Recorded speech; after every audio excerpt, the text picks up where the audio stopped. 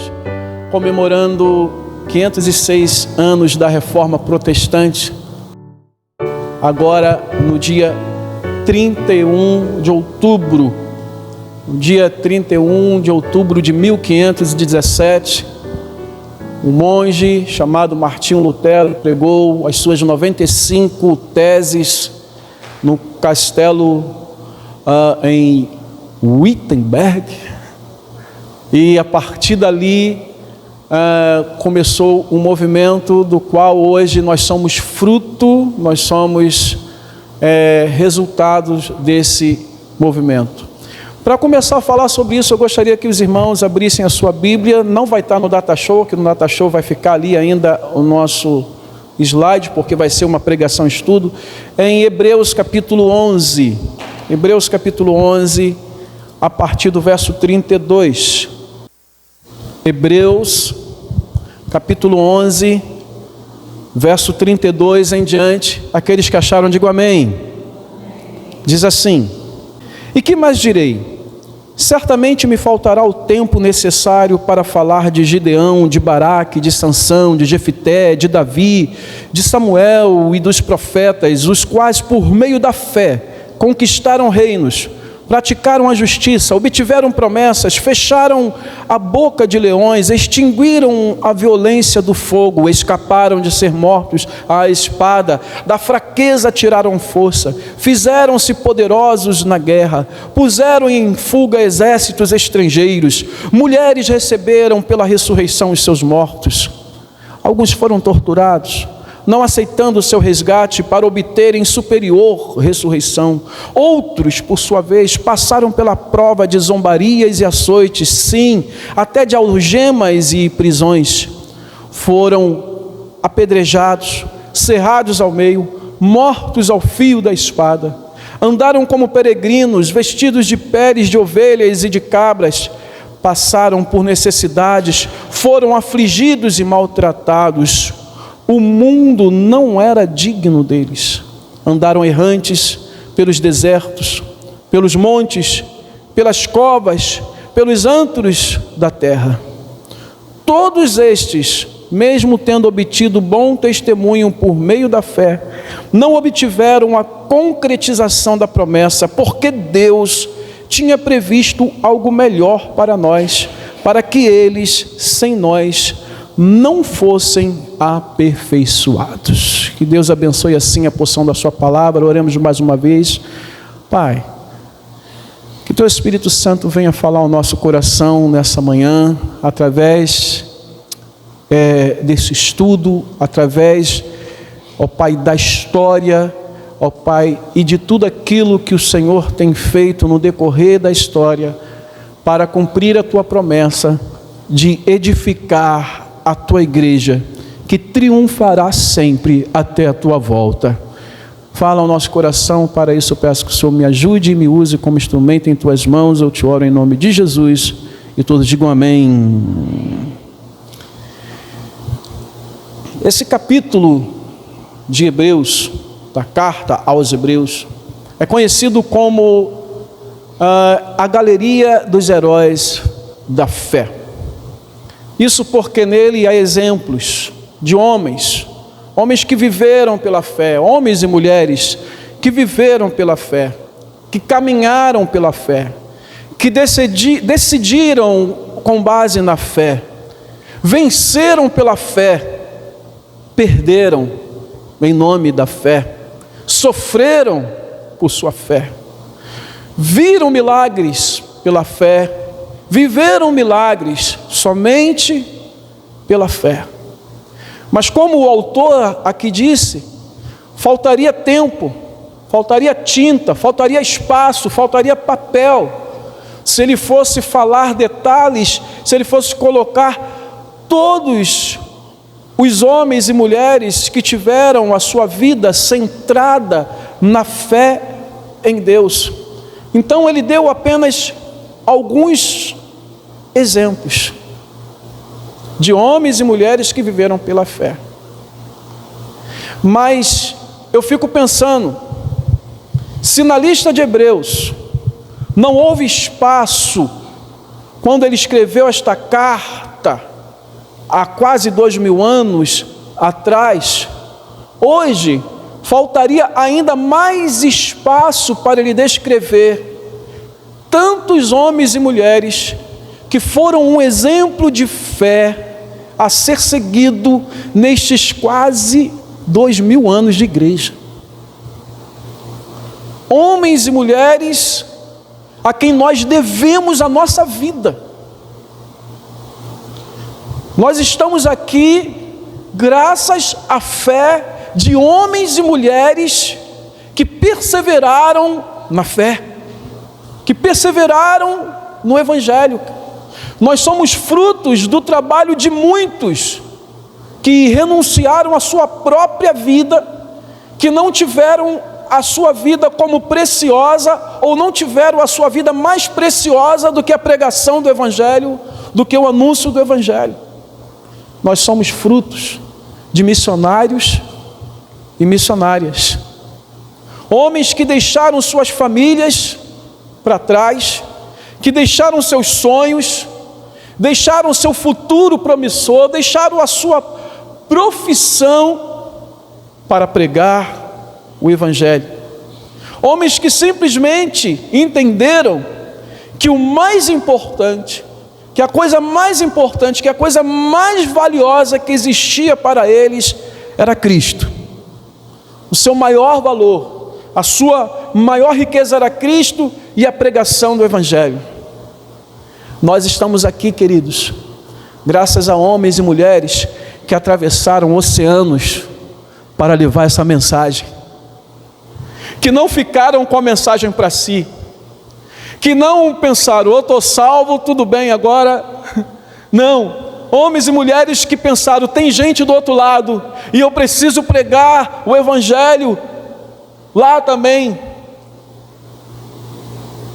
Como exemplo, nós temos os irmãos morávios, que se venderam como escravos para se tornarem escravos, para pregar o Evangelho a escravos, porque sabiam que aqueles escravos precisavam ouvir o Evangelho.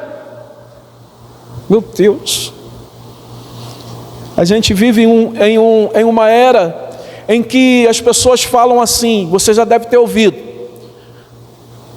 O homem tem que pensar assim, em primeiro lugar, Deus. Segundo lugar, a família. Terceiro lugar, o ministério. Quem já ouviu falar isso? Se alguns homens pensassem dessa maneira, pessoas não seriam salvas. Porque muitos missionários deixaram a sua esposa sozinha, cuidando dos seus filhos, para entrar mata dentro para pregar o Evangelho. Muitos homens deixaram a sua esposa sozinha, cuidando do seu filho, para atravessar o oceano para pregar o Evangelho. Confiou a sua família a Deus, fez sua mala e foi pregar o Evangelho de Cristo Jesus. Eles deram de verdade, queridos, a vida por Cristo e pelo Evangelho. Como disse o autor aos Hebreus, o mundo não era digno deles. Eles andaram pelos buracos da terra, andaram pelos antros da terra, pelos lugares escondidos, lugares em que eu e você não teria coragem de ir. Pelos montes, pelas covas, pelos desertos. Queridos, nós sabemos que nós somos fruto, em primeiro lugar, do penoso trabalho de Cristo na cruz do Calvário. Sabemos que sem Cristo esses homens também não seriam nada, essas mulheres não seriam nada. Como disse o Espírito Santo através do profeta Isaías, em Isaías capítulo 53, 11, ele, depois de narrar o sofrimento de Cristo, ele fala, ele verá o fruto do trabalho de sua alma e ficará satisfeito. O meu justo, o meu servo, o justo, com o seu conhecimento justificará muitos, porque as iniquidades dele levará sobre si. Sim, nós somos frutos em primeiro lugar do sacrifício de Cristo na cruz do Calvário, mas nós também somos fruto do trabalho de homens e mulheres de Deus, sem os quais o Evangelho não teria chegado até nós. A gente precisa entender e se conscientizar no seguinte, que para o Evangelho chegar até nós, foi necessário que homens e mulheres se sacrificassem para isso.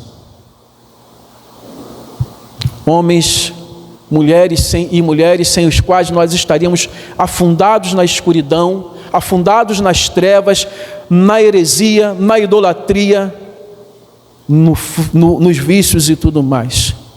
Esses homens e mulheres foram instrumentos nas mãos do Espírito Santo.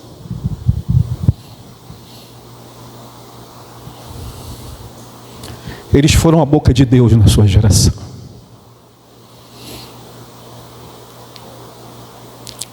E por assim dizer, hoje, quando nós comemoramos 506 anos de reforma protestante, dois sentimentos me vêm à mente. Isso porque eu não penso somente na reforma, mas em toda a história do cristianismo. Primeiro, um sentimento de gratidão a Deus por ter separado esses homens. Eu agradeço a Deus pela vida dos apóstolos, que continuaram a pregar o Evangelho que Cristo pregou, apresentaram a Cristo. Eu sou grato a Deus pelos sucessores dos apóstolos, aqueles que vieram depois dos apóstolos. Eu sou grato a Deus por cada missionário. Eu sou grato a Deus por aqueles que pregaram para minha avó. Porque depois que minha avó converteu, eu não lembro se a mãe dela já era convertida, mas eu sei que o Evangelho foi chegando à minha mãe, e foi chegando a mim, e está chegando a vocês. Um dia o Evangelho chegou a alguém da sua família, e se não chegou a alguém da sua família, chegou através dessa igreja. Quem se converteu aqui na igreja? Levanta a mão. O Evangelho chegou até você, então seja grato a Deus por aqueles que Deus usou, porque isso é uma sequência de homens e mulheres que se dedicaram e que foram usados por Deus e não deixaram que a mensagem se perdesse, porque existe mensagem que se perde, mas a mensagem do Evangelho o Senhor não deixou que se perdesse. O Senhor instruiu, o Senhor encheu, o Senhor usou homens e mulheres para dar continuidade a esta mensagem. E somos gratos a Deus porque sabemos que sem Deus eles nada seriam, como nós nada somos. Então hoje eu venho para cá com um sentimento de gratidão, mas também com um sentimento de dívida. Sim. Porque nós temos uma dívida com a nossa geração, queridos. Não vai ser a próxima geração que vai pregar na nossa geração. Somos nós que temos que pregar na nossa geração. Somos nós que temos que testemunhar na nossa geração. Somos nós que temos que sacrificar na nossa geração. Somos nós que temos que ter coragem, ousadia, entrega e renúncia na nossa geração. Não podemos esperar a próxima geração chegar. Aliás, nós temos uma dívida com essa geração e com a próxima geração. Porque o que nós vamos deixar para a próxima geração? E é interessante como Deus começou a falar isso aqui desde quinta-feira, quando eu estava ensaiando com os rapazes aqui. Lídia falou no culto dos homens, falou ontem na geração ação e continua nos falando hoje. O que nós vamos deixar para as outras gerações? Porque hoje nós somos frutos daquilo que as gerações anteriores fizeram. E fizeram muito mais, queridos. Muito mais do que nós fazemos hoje. Eram muito menos acomodados do que nós somos acomodados hoje. O que vamos deixar para a próxima geração, se Cristo não voltar? É claro. O que temos feito pelo Reino, pelo Evangelho? O que temos feito pelo nosso Cristo? Hoje nós precisamos pensar nisso. Dito isso, eu quero entrar num rápido estudo a respeito da reforma, porque eu acredito que se o autor dos Hebreus, da carta aos Hebreus, fosse escrever hoje, se ele fosse escrever a sua carta hoje, seria bem provável que ele colocasse entre os heróis da fé esses homens que são chamados de reformadores. Tá? Mas por que reformadores? Por que reforma protestante? Para entendermos o porquê eles foram assim chamados, nós precisamos entender as fases da igreja. Eu fiz questão de fazer essa introdução porque esses homens são exemplos de fé a ser seguido. Esses homens são exemplos de coragem a ser seguido. E esses homens reformadores, Lutero, Zwinglio, Calvino, John Knox, Wycliffe, John Hus e tantos outros, esses homens foram corajosos, queridos. Esses homens, eles enfrentaram lutas grandes, eles enfrentaram o governo, eles enfrentaram a morte. Aliás, muitos deles foram, como John Hus, foram mortos por causa daquilo que eles estavam defendendo. E eu acredito que eles entrariam nessa galeria da fé porque esses homens, o mundo não era digno deles. Porque eles morreram defendendo algo que poderia salvar o mundo. Porque a gente precisa entender que o que nós temos em mãos, o Evangelho, é a única coisa que pode salvar o mundo. Tem muitos governantes aí, agora mesmo, no meio dessas guerras, tem muitos que querem se colocar como o pacificador, o salvador do mundo, mas não só tem um salvador no mundo, que é Jesus Cristo. E isso pela mensagem do Evangelho, e essa mensagem está conosco. E esses homens foram realmente corajosos. Mas para nós entendermos sobre a reforma, nós precisamos ver por que a igreja precisou ser reformada. Porque o que é uma reforma? Bom, alguém já fez reforma na sua casa aqui? Você reforma a sua casa quando a casa está ruim, as coisas estão se quebrando, não é? A porta está caindo, a parede está infiltrando, a tinta já não está legal. Então, houve um momento na história que a igreja, ela ficou num estado crítico, porque normalmente nós reformamos a casa quando ela está chegando no estado crítico. O ideal é que a gente mantivesse a casa, né? Mas a gente deixa para reformar quando a casa chegou no estado crítico e não tem jeito, a gente tem que fazer uma reforma aqui, e aí é todo aquele incômodo para fazer reforma. Querido, infelizmente a igreja chegou nesse estado crítico, e a reforma foi uma mudança teológica radical na igreja, ou em parte dela, porque nem todos cederam à reforma. Foram mudanças que diziam a respeito de salvação, da fé, da adoração e da autoridade da igreja de um modo geral. Mas vamos ver como as coisas chegaram aonde chegou. Porque para entender como as coisas chegaram onde chegou, nós precisamos olhar as fases da igreja. Vai passando aí, Cris, conforme eu vou falando. Nós precisamos entender que durante esses 2000 anos, a igreja passou por fases. E a primeira fase da igreja foi essa aí, a era apostólica, a igreja primitiva, que vem dos anos 0, no nascimento de Cristo, até 95. Essa igreja que foi liderada pelos apóstolos de Cristo. Pode passar, Cristo, aí mais 2 aí, mais 1. Ela foi liderada pelos apóstolos de Cristo. A primeira fase da igreja foi aquela fase da igreja que nasceu aonde? Historicamente, a igreja, ela já nasceu no coração de Deus, porque nós fomos eleitos antes da fundação do mundo. Ou melhor, historicamente não, no modo geral. Mas historicamente, a igreja nasceu em Atos 2, quando o Espírito Santo desceu, Pedro pregou, mais de 3.000 se converteram, e ali começou a igreja como nós conhecemos hoje. Essa igreja que foi liderada pelos apóstolos de Cristo. E por que ela vai esse período até o ano de 95? Porque em 95 foi quando morreu o último apóstolo. Qual é o nome dele?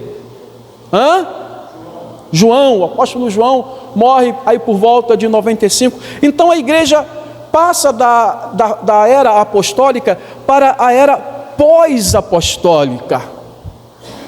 Essa era pós-apostólica, ela também é conhecida como a era dos pais da igreja. E ela vai levar esse período muito grande, que vai de 95 a 600 depois de Cristo.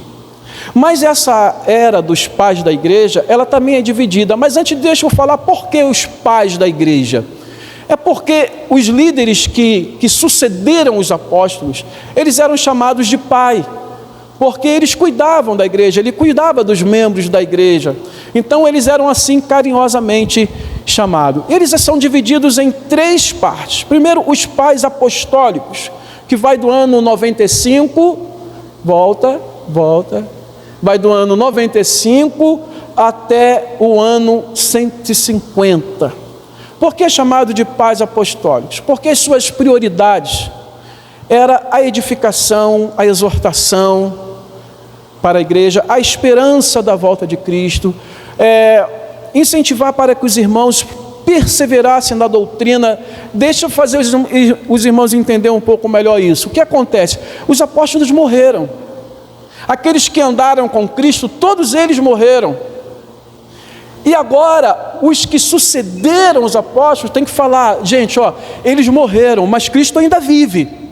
A palavra ainda é real e nós precisamos ainda seguir essa fé, nós precisamos continuar espalhando esse evangelho. Então, essa era foi onde os pais, ou seja, esses líderes da igreja, incentivaram a igreja a permanecer na fé e na doutrina que os apóstolos ensinaram. E sempre tinham os homens que se destacavam, como por exemplo Clemente de Roma, como por exemplo Policarpo. Eu já falei muito sobre Policarpo aqui em outras situações.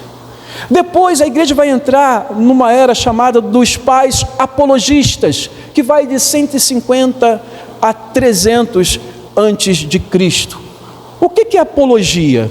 Apologia fala de defesa. Vocês podem ver que de vez em quando aí alguns grupos de funk, de rap são acusados por apologia ao crime, porque nas letras de suas músicas eles defendem a criminalização, os atos criminosos. Os pais apostólicos foram aqueles que trabalharam em defesa da fé. Por quê, queridos? Estando cada vez mais longe da autoridade apostólica, foi mais difícil manter a sã doutrina. Então, o evangelho começou a receber ataques através de homens e pensamentos que desviavam a igreja da fé, da sã doutrina. Na verdade, a gente vê Paulo já lutando contra isso, a gente vê João já lutando contra isso, mas ainda era o apóstolo Paulo, ainda era o apóstolo João que andou com Jesus, ainda era o apóstolo Pedro, mas agora esses homens não estão mais ali. Então é necessário uma luta, uma reação a essa tentativa de desviar a igreja da sã doutrina, e eles foram forçados a pensar com mais precisão sobre as suas crenças e chegarem a um consenso sobre os ensinos das Escrituras. 2 coisas que eu vou dar, 2 exemplos apenas de heresias que surgiram nessa época. Uma de fora da igreja, porque ainda tinha isso, existia heresias que eram de fora, pensamentos de fora que tentavam adentrar a igreja. A mais conhecida é o gnosticismo, você já ouviu falar. Qual era o grande problema do gnosticismo? O gnosticismo, ele pregava a separação entre a matéria e o espírito. Então, os gnósticos que iam se convertendo, eles diziam o seguinte: Cristo, ele era apenas espírito e não homem, e não carne. Ele era uma aparição, mas ele não era homem de verdade. Agora, olha o problema disso. Se Cristo não era homem, ele não morreu em nosso lugar, porque se ele era espírito, ele não derramou o sangue por nós, ele não se sacrificou, e se ele não morreu, ele não ressuscitou, porque só ressuscita quem morre. Então veja como tudo isso se torna um ataque à nossa fé, porque nós cremos que Cristo veio, se tornou um de nós, morreu por nós, ressuscitou, está à destra do Pai. Assim nós também um dia ressuscitaremos e estaremos com o Senhor. Então o gnosticismo era um ataque à nossa fé. Um homem chamado Irineu, e eu faço questão de falar esses nomes, para que nós possamos entender que teve homens que foram usados por Deus para combater tudo isso. Uma outra heresia de dentro da igreja veio através de um homem chamado Marcião. Essa heresia teve o nome de marcionismo. E qual era o problema de Marcião? Para Marcião, a partir de agora, a partir do momento que Cristo veio, não existe mais Antigo Testamento. Pode jogar o Antigo Testamento no lixo, porque o que vale para nós é apenas o Novo Testamento. E ele mesmo fez uma relação de alguns livros que a igreja deveria seguir. Justino Marte foi o homem que combateu o marcionismo. Então, durante esse período dos pais apologistas, eles tiveram que defender a sã doutrina. Mas é importante a gente destacar uma coisa aqui, que nesse período, pode ir passando aí, Cris, nesses dois períodos, a igreja era perseguida. Fora essas perseguições teológicas, essas guerras teológicas, os cristãos estavam sendo presos, jogados na arena, queimados na fogueira, pregados na cruz, porque o Império Romano estava perseguindo implacavelmente esses homens. Depois nós entramos em 300, a era dos pais teólogos. Por que pais teólogos? O que acontece? No quarto século, 300 e alguma coisa, 312 por aí, com a conversão de Constantino, se foi verdadeiro ou não, não importa agora, começou um processo inverso, em que a igreja, ela deixou de ser perseguida e começou a se tornar, na verdade, a instituição de mais poder no Império Romano, porque ela deixa de ser perseguida e vai passar por um processo em que ela vai se tornar a religião oficial do Império Romano. Meus queridos, foi uma mudança brusca e radical, porque um ano, um século ou uma década você está sendo perseguido, a outra, você agora é a religião oficial daquele império. Mas isso vai levar a um problema, porque vai começar a ter a mistura, pode passar aí para mim, Cris, da igreja e Estado. A igreja vai se misturar excessivamente com, digamos como hoje, com a política. Vai começar a tomar lugar no governo. E com a liberdade religiosa, por que pais teólogos? Agora vamos voltar a essa questão. Com essa liberdade religiosa, foi possível realizações de concílios, reuniões, seminários, onde foram sistematizadas as doutrinas que nós ensinamos até hoje. Doutrinas sobre a natureza de Cristo, a natureza divina de Cristo, doutrinas sobre a Trindade, sobre o Espírito Santo, até o reconhecimento do cânon do Novo Testamento se deu nessa época em 3 concílios, em 393, 397, 419, em que a igreja se reuniu e entendeu que esses eram os livros em que tinham autoridade na igreja. Um dos homens mais conhecidos dessa época foi Agostinho de Hipona, conhecido como o teólogo da graça. Mas veja o seguinte, até então, até esse ano 600, não existia cristãos evangélicos e cristãos católicos. Não existia isso. Era uma coisa só. E na verdade continuou sendo uma coisa só até 1517. Mas depois desse período, a igreja entrou num período chamado de a igreja medieval. Ou seja, o que aconteceu aqui? A igreja medieval, ela compreende o mesmo período da Idade Média, ou daquela que é pejorativamente chamada da Idade das Trevas. Essa, para nós conhecemos, para trazer para a história da igreja, nós chamamos de a igreja medieval. Porque com a queda do Império Romano em 476, no meio de guerras políticas, sociais, morais, intelectuais, a igreja ocupou um lugar no governo. O governo foi se enfraquecendo e os bispos, os líderes começaram a ter mais voz, começaram a ter mais influência. Mas à medida que a igreja crescia em influência, vai passando aí, Cris, em influência, crescia em poder, ela crescia também em corrupção, e crescia também em imoralidade, e crescia também em heresia. Ela foi tomando seu espaço no mundo, sendo influente, sendo ouvida. Esse poder é o seguinte, é tendo voz no meio da sociedade, no meio da política, no meio do governo. E aí ela começou a se corromper, começou a abrir cada vez mais espaço para a imoralidade e também para a heresia. E eu pergunto, digo, qualquer semelhança com hoje não é mero acaso. Como é que se fala? Qualquer semelhança não é mera coincidência. Não é. A igreja tem que estar no lugar dela. O lugar dela é no mundo pregando o evangelho, aqui adorando. Eu não estou querendo dizer que não deva haver políticos cristãos, que não deva haver policiais cristãos, não, governadores, deputados, não estou dizendo isso. Mas a função da igreja é pregar Cristo. E quando ela começa a tomar muita influência, muito poder, ela começa a se corromper, ela começa a ficar imoral, e ela começa a criar heresias. O homem mais importante para o início desse período foi o homem chamado Gregório, que foi o primeiro bispo de Roma, ou o primeiro papa. Foi com Gregório que começou o papado que existe até hoje.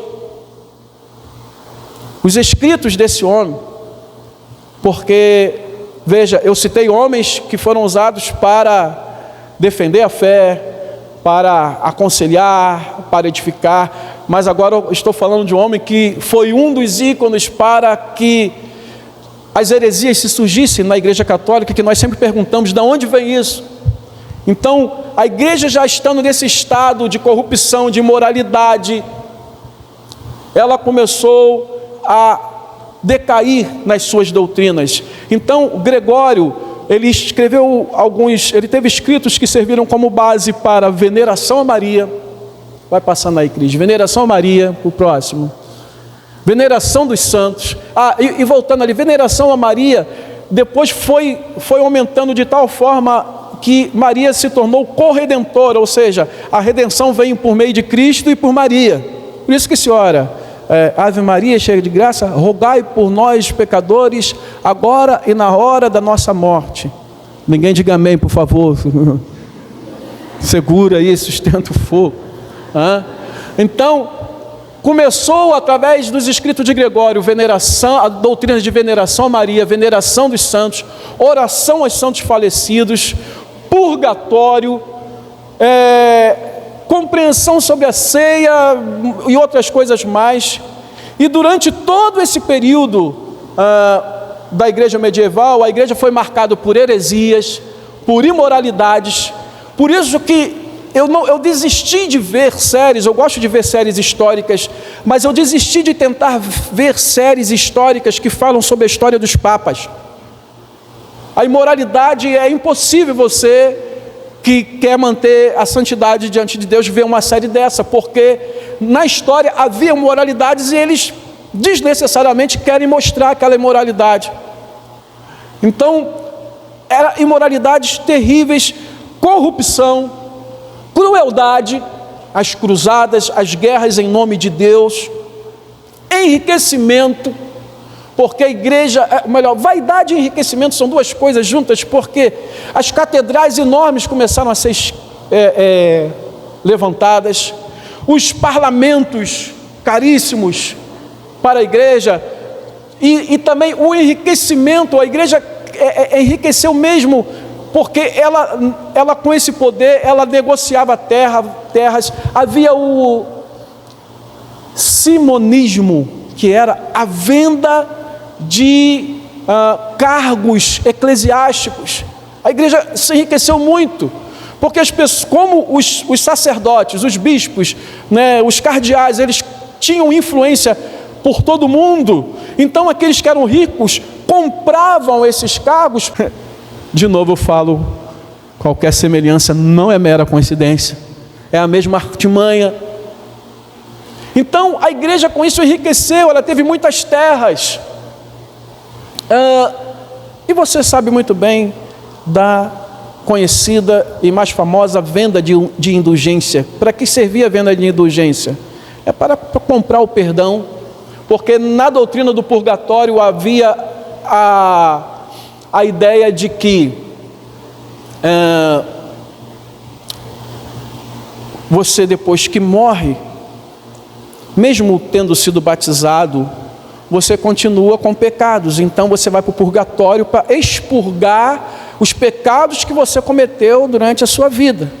E isso, não preciso dizer, que diminui ou desqualifica o sacrifício de Cristo. A venda de indulgência era uma carta escrita misericórdia pelos cardeais, pelos bispos, que você comprava, e com aquela carta você entrava no purgatório e você sofria menos, ou não sofria, pagando pelos seus pecados. Que coisa terrível! Ou seja, não era nem compra de perdão, era aliviar o teu sofrimento no purgatório. Era isso que era a venda de indulgência. Ou seja, queridos, não existia a igreja evangélica, era a igreja que veio, que descendeu dos apóstolos, que se tornou isso. Então, era inegável que a igreja precisava de uma reforma urgente. A igreja precisava sair das trevas que ela havia se afundado. E Deus começou a agir, embora durante esses séculos Ele havia conservado homens e mulheres fiéis, mas Deus começou a agir para que a igreja saísse das trevas. Um grande trunfo dessa igreja, que é intitulada a Igreja Católica Romana, o grande trunfo era a ignorância do povo, porque o povo não tinha Bíblia, o povo não lia a Bíblia só estava no poder dos clérigos, só estava no poder das autoridades da igreja. O povo não tinha as Escrituras, não tinha a Bíblia como nós temos aqui. Então, aquilo que o Papa, aquilo que o sacerdote dizia, se ele dizia que você pode comprar, ou melhor, se ele dizia que existia um purgatório, então existia. Você não tem como conferir.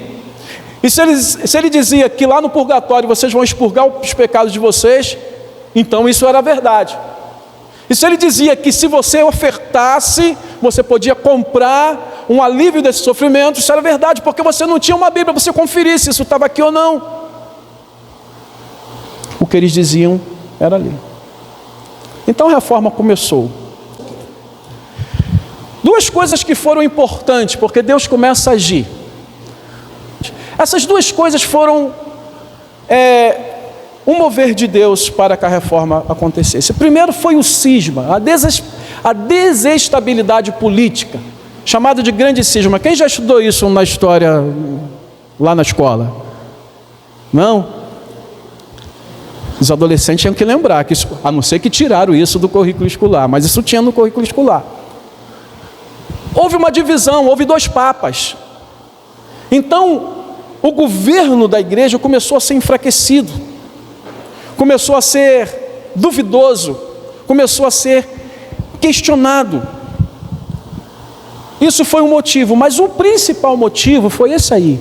Homens que estavam dispostos a defender a verdade. Esse foi o maior instrumento de Deus para a reforma. Homens que não queriam negociar a verdade. Homens que estavam olhando e dizendo, isso está errado. E não se calavam. E eram homens da própria igreja. não eram homens fora da igreja, eram homens da própria igreja, muitos deles padres, monges, sacerdotes. Eu vou citar apenas alguns deles. John Wycliffe. John Wycliffe, se eu errar aqui, me perdoa. Ele acreditava que a Bíblia era a autoridade final, única e final, e que todo crente deveria ter a oportunidade de ler. É importante, para a gente pode até ser estranho pensar, mas a Bíblia não já era, ela sempre foi, mas ela não era reconhecida assim. Inclusive, há poucos dias eu escutei um padre dizendo o seguinte, que o grande erro da igreja protestante é ele colocar a Bíblia acima da igreja. Ele disse, a Bíblia não está acima da igreja, a igreja está acima da Bíblia. Uou! Isso vem dessa época medieval. Porque ele defendeu que a Bíblia saiu da igreja. Não. A igreja apenas reconheceu, como autoridade que ela tem diante de Deus, que aqueles livros eram a palavra de Deus. Mas a Bíblia não determinou que aqueles livros fossem a palavra de Deus. Ela reconheceu. Então as Escrituras estão acima de qualquer papa, pastor, padre, seja o que for. E John Wycliffe, ele defendeu isso. E defendeu que ela não deveria ficar somente com o povo. Assim ele traduziu a única Bíblia que existia, que era a chamada Vulgata, que era a Bíblia em latim, ele traduziu para o inglês. Ele defendia que Cristo e não o Papa era o cabeça da igreja. Um outro homem importante, eu vou citar somente 3, é o chamado Erasmo. Erasmo, ele escreveu um livro intitulado O Elogio da Loucura. E com esse livro ele atacou a imoralidade, a corrupção e a decadência da igreja. Depois de Erasmo veio um homem chamado John Hus. E é importante eu dizer que John Hus, ele foi influenciado pelos escritos de Wycliffe, aquele primeiro que eu citei, que disse que a Bíblia deveria ser a autoridade máxima da igreja e não o Papa, que todos tinham que ler a Bíblia. Ele era um clérigo e ele pregou contra o Papa, contra as heresias da igreja, e como resultado ele foi excomungado e queimado na fogueira. Porque era um homem de dentro da igreja que começou a dizer, isso está errado, isso tem que mudar. Assim as autoridades pegaram ele, forçaram ele a negar, ele não negou e ele foi queimado. Mas aí John Hus, ele escreve uma coisa, ele fala algo, ele foi à boca de Deus para falar algo muito importante. Pode passar aí. Ele diz assim no dia da sua morte: hoje vocês queimarão um ganso. Ganso é o significado de Hus, o nome dele na língua tcheca, ou seja, hoje vocês queimarão um ganso. Porém, daqui a 100 anos, vocês irão escutar um cisne cantando. Vocês não irão queimá-lo, mas terão que ouvi-lo. Vocês estão me matando hoje. Porque ele está falando, mas Deus vai levantar um outro homem. E esses vocês não vão conseguir matar. E esse homem era Martinho Lutero. Pode passar, Cris. Deus usou John Hus para profetizar sobre esse homem. O reformador mais conhecido, que foi usado como um divisor de águas, como todos sabem, Martinho Lutero. Ele pregou no castelo de Wittenberg suas 95 teses, que questionava várias doutrinas católicas, entre as quais as mais importantes era a salvação pela fé, além de questionar o Papa, questionar a autoridade do Papa, questionar a venda de indulgências e etc. Mas o que é interessante? Duas coisas importantes. Pode voltar, Cris, ainda. Volta aqui, segura um pouco. Eu fiz questão de colocar essa imagem aí para os irmãos entenderem o que Martinho Lutero fez. Porque Martinho Lutero não fez nada além do que os outros estavam fazendo. Os outros condenaram, outros que eu não citei aqui. E o que Martinho Lutero fez ao colocar, ali é uma cena de Martinho Lutero colocando suas 95 na porta do castelo. Mas vocês estão vendo que tem outros papéis ali? Está conseguindo ver aí que tem outros papéis? Porque isso era algo comum. Martinho Lutero era um homem estudioso, ele era um monge, ele era um seminarista, e havia outros. E quando alguém queria discutir algum assunto, sabe o que ele fazia? Escrevia e colocava lá. Colocava na porta, aí outros passavam, liam e discutiam sobre isso. Então, o que foi diferente em Lutero? O que aconteceu de diferente? Hoje nós diríamos o seguinte, que aquilo que Lutero escreveu viralizou. Não é isso que se fala? Eu posso falar muitas coisas, mas de repente você vai ter lá no YouTube 30 pessoas que vão me ouvir, 50. Posso falar uma coisa fora da curva, aí vai ter 30, 50 que vão me ouvir, mas de repente eu vou falar alguma coisa que vai viralizar. Você vai olhar, teve 1000 visualizações, no outro dia 2000, 100 mil, 500 mil, 1 milhão de visualizações, viralizou. O que aconteceu?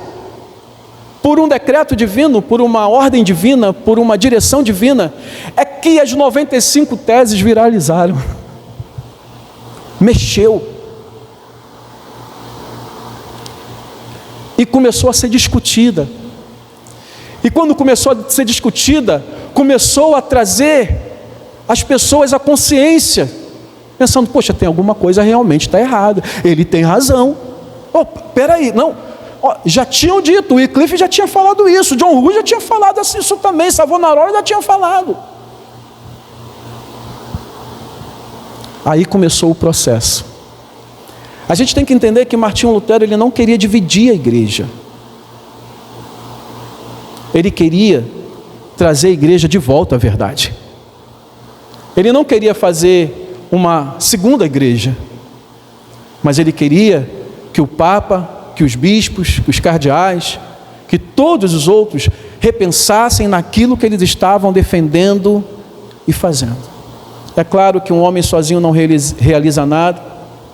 Ele precisava de Deus, ele precisava de companheiros, precisava de sucessores.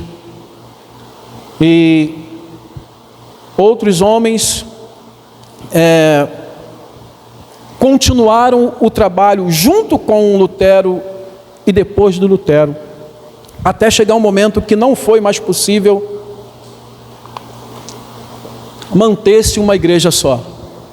E aqueles que entenderam que todos os questionamentos de Lutero, seus antecessores e aqueles que vieram, os seus sucessores também eram, os seus questionamentos eram dignos, e a igreja precisava voltar e restabelecer as doutrinas. O tempo foi passando, queridos, e hoje talvez você vai inclusive receber depois um marca-texto com as chamadas 5 solas, porque o tempo foi passando e surgiram as 5 solas. 5 solas solas significa somente. O que são as 5 solas? São cinco afirmações que foram a base para a reforma protestante. Quando você ouvir falar de reforma protestante e 5 solas, entende-se que as 5 solas são um resumo das doutrinas defendidas na reforma protestante e que, na verdade, defendidas pela própria Bíblia. As 5 solas, elas não surgiram assim, a partir de agora são só essas 5 coisas, não. As 5 solas, oficialmente, nós não temos nem ideia de quando ela se oficializou. O diácono Edilson procurou para mim também, não achou. Eu achei alguém falando que foi somente em 1900 alguma coisa. O que são as 5 solas? Passa aí, Cris. Primeiro, sola scriptura, ou seja, somente as escrituras e toda a escritura, toda a Bíblia é que tem autoridade final, e não a palavra do homem. Se eu como pastor, se eu como papa querer defender alguma coisa que não estão nas escrituras, a minha palavra não tem valor. Amém? Segundo, passa, Cris. Solos Christus, ou seja, não existe salvação em nenhum outro nome dado entre os nomes, senão o nome de Jesus. Maria não é corredentora, não existe nenhuma outra maneira de ser salvo, senão por meio de Cristo. Terceira coisa, não necessariamente nessa mesma ordem, sola gratia, ou seja, a fé, somente a graça, a salvação é somente pela graça, não é por por comprar as indulgências, não é por pagar penitências, a salvação é somente um ato da graça de Deus. Quarto, sola fide, ou somente a fé. Somos justificados somente pela fé. Aí sim as penitências entram mais como exemplo. Eu não preciso subir escadaria para pagar pecado, eu não preciso me mutilar para pagar pecado, eu não preciso pagar promessa para ser justificado. Eu sou justificado pela fé em Cristo. E só lhe deu glória. Somente a Deus toda honra e toda glória. Amém, queridos? Então as 5 solas foi as verdades que foram restabelecidas para a igreja. Para a gente terminar, já estão prontos lá? Para a gente terminar, eu quero falar o seguinte, destacar algumas coisas sobre Lutero. Pode passar, Cris. Que a atitude de Lutero só foi possível por conta de uma experiência pessoal com Deus ao ler lá em Romanos capítulo 1, versículo 17, porque a justiça de Deus se revela no Evangelho de fé em fé, como está escrito, o justo viverá pela fé. Porque Martinho Lutero nutria um peso muito grande na consciência, ele não conseguia ter paz com Deus. Por mais que ele fosse, escuta bem isso, por mais que ele fosse um homem criterioso, ele não conseguia ter paz com Deus. Ele pagava as suas penitências, ele fazia os seus sacrifícios, ele fazia as suas promessas, mas ele não tinha paz com Deus. Até que um dia, ajoelhado, ele lê, ele lê esse versículo e ele é tocado. E também ele nutria uma radical submissão às Escrituras, de maneira que a sua fé era inegociável. Martinho Lutero foi levado a um tribunal chamado Dieta de Worms, a um tribunal eclesiástico que forçou ele a voltar atrás com as suas 95 teses, com as coisas que ele havia escrito. E ele respondeu o seguinte, passa aí, Cris. A não ser que seja convencido pelo testemunho da Escritura, porque a minha convicção vem das Escrituras às quais eu me reporto, e a minha consciência, lê isso comigo, essa frase sublinhada, a minha consciência está presa à palavra de Deus.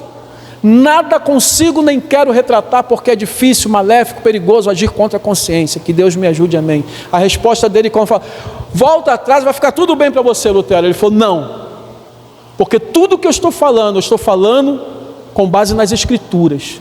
E a minha consciência, ela é escrava das Escrituras, e eu não posso lutar contra a minha consciência, porque a minha consciência, que está submissa às Escrituras, não me permite voltar atrás. Então que Deus me ajude, ou seja o que Deus quiser.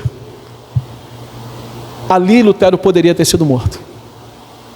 Por isso que eu falo que são homens dos quais o mundo não era digno. Mas, com uma providência divina, ele foi levado para um castelo, escondido, e ele teve algumas contribuições, mesmo ali preso, por cerca de 10, 12 anos. Ele fez a tradução da Bíblia direto do hebraico para o grego.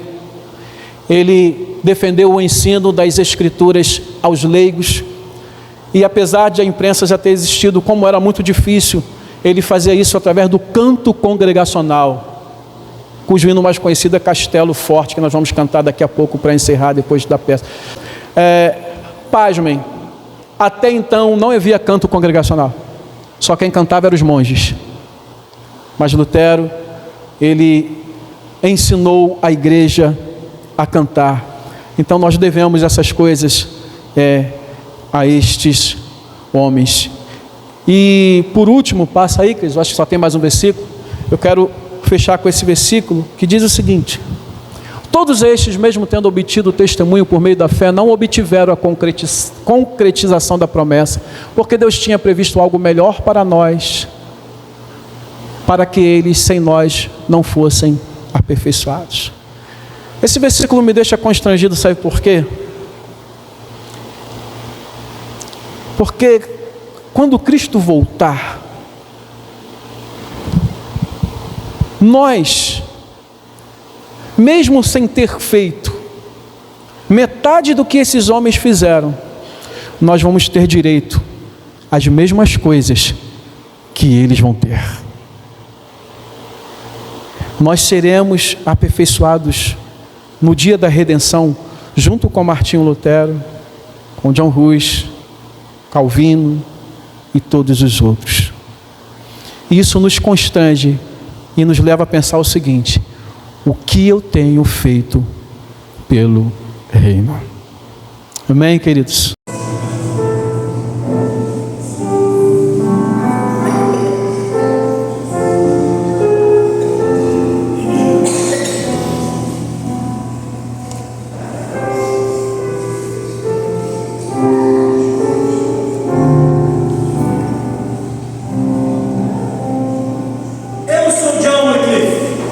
Sou conhecido como a estrela da reforma, porque eu brilhei durante a escuridão. Eram momentos sombrios, obscuros. A Bíblia, as Escrituras, só tinha em latim, o povo não tinha acesso. Os homens de poder, o clero, o sistema papal, o Papa, falavam o que queriam, faziam o que queriam, como bem entendiam, a seu bel prazer. Eu traduzi as Escrituras do latim para o inglês. Eu critiquei o clero da igreja. Eu critiquei o Papa. Eu critiquei o sistema papal. Eu critiquei os homens poderosos daquela época. Eu preguei, eu falei e tornei a pregar sobre o modelo do senhorio perfeito que é Jesus Cristo. Eu sou John Hus, ou como me chamavam, Ganso de Deus. Nasci em 1363 em Coreia. Fui influenciado pelas obras de John Michael. Fiz voto de sacerdote, preguei contra o Papa, contra a igreja e fui excomungado. Fui condenado à morte na fogueira e meus livros também foram queimados. Enquanto estava sendo condenado, eu falei: vocês estão queimando o ganso, pois daqui a 100 anos virá um cisne que vocês não poderão matar. Eu me referi a Martinho Lutero.